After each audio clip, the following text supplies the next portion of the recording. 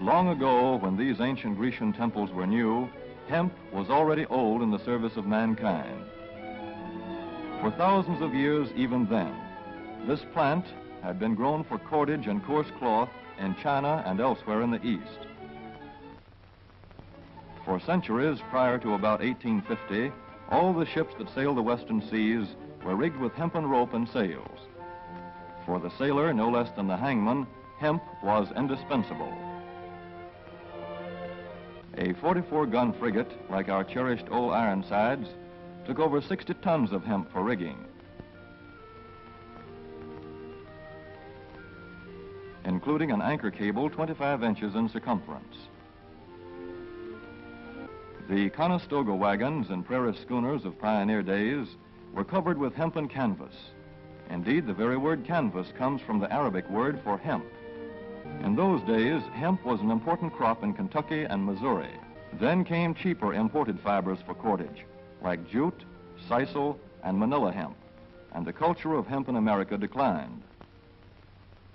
But now, with Philippine and East Indian sources of hemp in the hands of the Japanese, and shipment of jute from India curtailed, American hemp must meet the needs of our Army and Navy as well as of our industries. In 1942, patriotic farmers, at the government's request, planted 36,000 acres of seed hemp, an increase of several thousand%. The goal for 1943 is 50,000 acres of seed hemp. In Kentucky, much of the seed hemp acreage is on river bottom land such as this, along the Kentucky River Gorge. Some of these fields are inaccessible except by boat. Thus, plans are afoot for a great expansion of the hemp industry as a part of the war program. This film is designed to tell farmers how to handle this ancient crop, now little known outside Kentucky and Wisconsin. This is hemp seed. Be careful how you use it. For to grow hemp legally, you must have a federal registration and tax stamp. This is provided for in your contract. Ask your AAA committeeman or your county agent about it. Don't forget, hemp demands a rich, well-drained soil such as is found here in the bluegrass region of Kentucky or in central Wisconsin. It must be loose and rich in organic matter. Poor soils won't do. Soil that will grow good corn will usually grow hemp. Hemp is not hard on the soil. In Kentucky, it has been grown for several years on the same ground, though this practice is not recommended.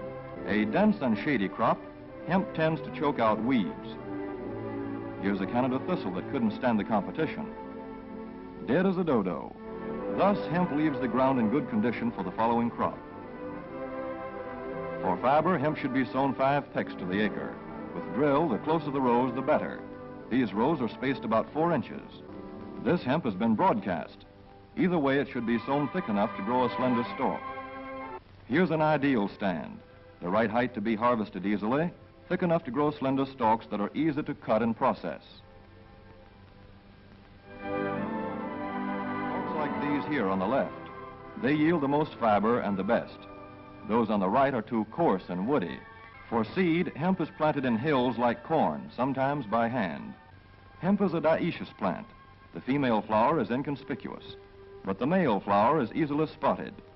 In seed production, after the pollen has been shed, these male plants are cut out. These are the seeds on a female plant. Hemp for fiber is ready to harvest when the pollen is shedding and the leaves are falling. In Kentucky, hemp harvest comes in August. Here, the old standby has been the self-rake reaper, which has been used for a generation or more. Hemp grows so luxuriantly in Kentucky that harvesting is sometimes difficult, which may account for the popularity of the self-rake with its lateral stroke. A modified rice binder has been used to some extent. This machine works well in average hemp. Recently, the improved hemp harvester, used for many years in Wisconsin, has been introduced in Kentucky. This machine spreads the hemp in a continuous swath. It is a far cry from this fast and efficient modern harvester to the Armstrong model of yore. But here's one kind of harvester, at least, that doesn't stall in the heaviest hemp. In Kentucky, hand cutting is practiced in opening fields for the machines. In Kentucky, hemp is shucked as soon as safe after cutting, to be spread out for retting later in the fall.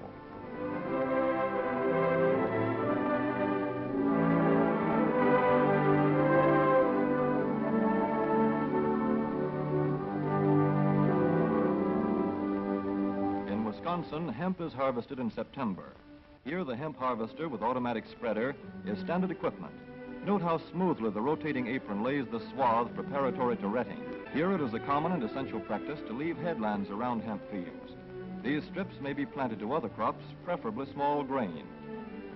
Thus, the harvester has room to make its first round without preparatory hand cutting. When the cutter bar is much shorter than the hemp is tall, overlapping occurs. Not so good for retting. The standard cut is 8 to 9 feet.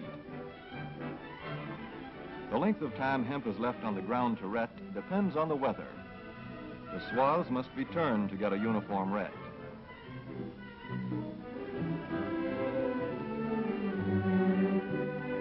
When the woody core breaks away readily, like this, the hemp is about ready to take up and bind into bundles.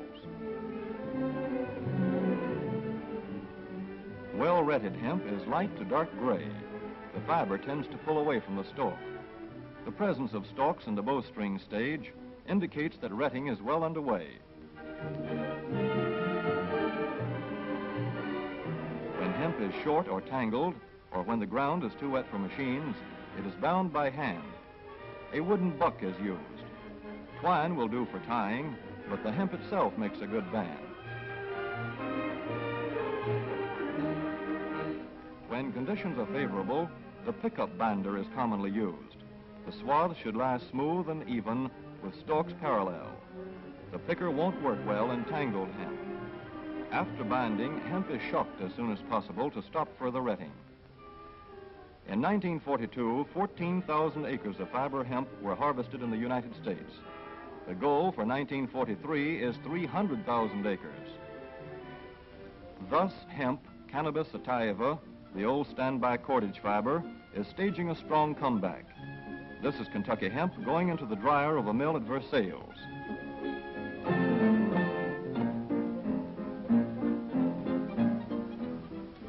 In the old days, breaking was done by hand, one of the hardest jobs known to man.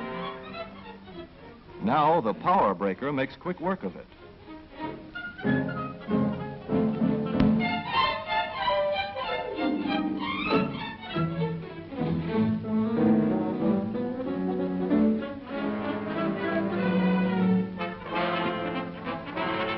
Spinning American hemp into rope yarn or twine in the old Kentucky River Mill at Frankfort, Kentucky. Another pioneer plant that has been making cordage for more than a century.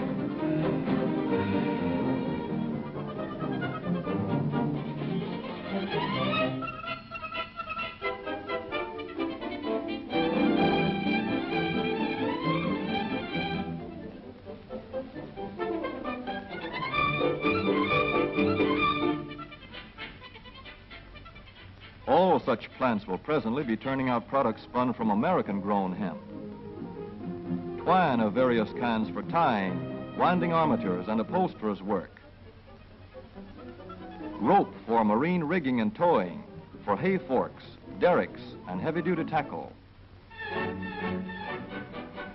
Light-duty fire hose. Thread for shoes for millions of American soldiers. And parachute webbing for our paratroopers.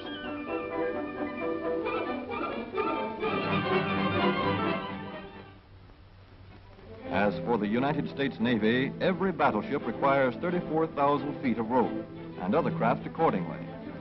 So here in the Boston Navy Yard, where cables for frigates were made long ago, crews are now working night and day making cordage for the fleet. In the old days, rope yarn was spun by hand.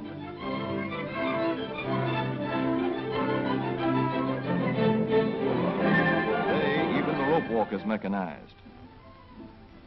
160 fathoms to go.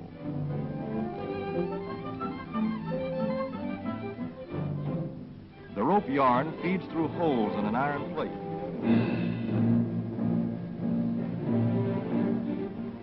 This is Manila hemp from the Navy's rapidly dwindling reserve. When that is gone, American hemp will go on duty again. Hemp for mooring ships. Hemp for tow lines.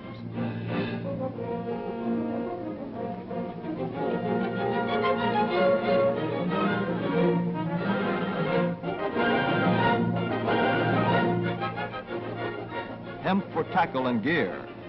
Hemp for countless naval uses, both on ship and shore. Just as in the days when old Ironside sailed the seas victorious, with her hempen shrouds and hempen sails.